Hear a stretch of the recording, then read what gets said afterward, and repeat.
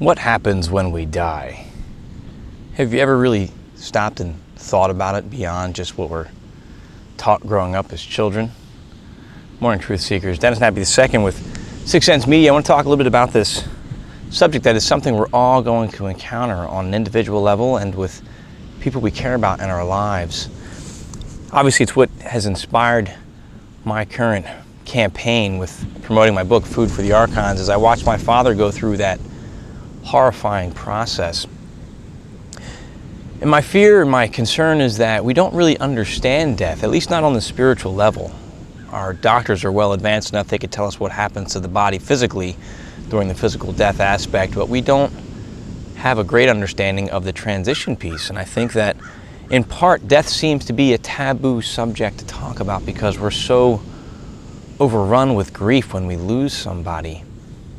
But I think understanding death and what happens next are of the utmost importance, because death seems to, whether we're aware of it or not, be a motivator in our lives. The fear of death influences so many of our decisions, and it limits us in many ways.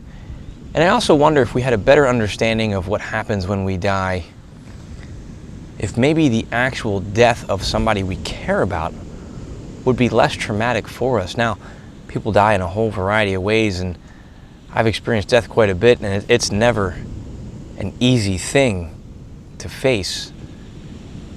But what if we do go on? What if we had a greater understanding that this isn't permanent? Our life is not, our physical life is not permanent, that there is a transition. I want to talk for a minute about my experiences with my dad when he died. It was scary. It was bad. It was horrible to watch somebody you care about suffer. And my intuition, my perception was that there was something just beyond my own senses that was interfering with that process for my father. That there was something there that was increasing his suffering. That's a tough pill to swallow. And it's an even tougher pill to then try to talk to people about it, because we have this lack of understanding of what's on the other side. And when you say something like that, as I'm saying right now, you sound crazy. And I've been saying it a lot, and I wrote a book about it, and I talk about it on social media and on my podcast every week, but there's a lot of crickets around me when I start having this conversation. But you know what? I had an experience that I want to understand. My father had an experience that I want to understand. And I'm going to keep talking about it because something happened. And I think there's a place inside all of us where we know that there's more. Some of it's good and some of it's bad. And unless we face that bad, we will continue to fall victim to it. Multiple people report having what they used to call divine experiences, is what the Bible was written on, or people having supernatural and paranormal experiences. Those experiences never stopped. We've just become less tolerant of listening to other people who've had them. Now, in my book, I explore the works of Robert Monroe, and I track his journey. After my dad died, I studied his books. He's got 3 books that are out there. And Bob Monroe, back in the 70s, one morning, woke up and found himself lying on his ceiling, looking down at his physical body. He thought he was going crazy, so we had a variety of tests run on him and found out that nope, in fact, he is in sound mental health. And what Bob Monroe learned, because he was an engineer, a radio engineer, television programming,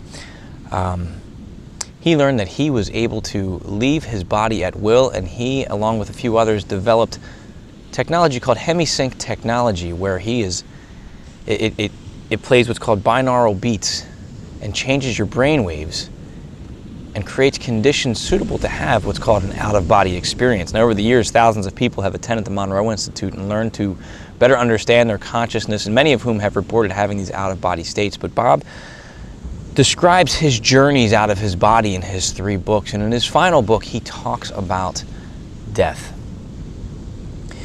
And it gives a beautiful perspective of, number one, the potential of consciousness and the dream state. How when you die, it's almost as if You're creating your own reality. But he learned that there is something more there. And our thoughts and our belief systems drive what's going to happen to us and where we're going to go. It's a challenge nonetheless, don't get me wrong. Robert MorningSky has an interesting take on the death process as well, and for the more conspiracy-minded people or people interested in reincarnation, he talks about reincarnation as being a trap cycling us back in here, saying that the white light is a technology that causes us to forget. When we see that white light, we go into it, we're lured into it, and we forget who we are, and then we're sent back here for another aspect of this journey we call physical life. I do explore some of these topics in Food for the Archons, and I want to just have this conversation with those of you out there today. I'd love to hear your thoughts. What do you think happens when we die? If we had a better understanding of the death process, the transition, how would that change the way we live?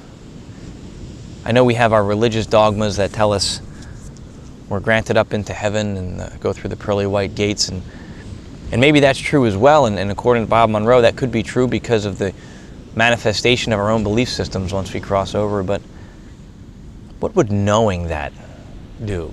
Look at people who've had near-death experiences and they see something on the other side. It drastically changes the way they live their lives. I interviewed somebody on my show, Alysia Mcalister, and she's an out-of-body traveler, and she does what's called soul retrieval.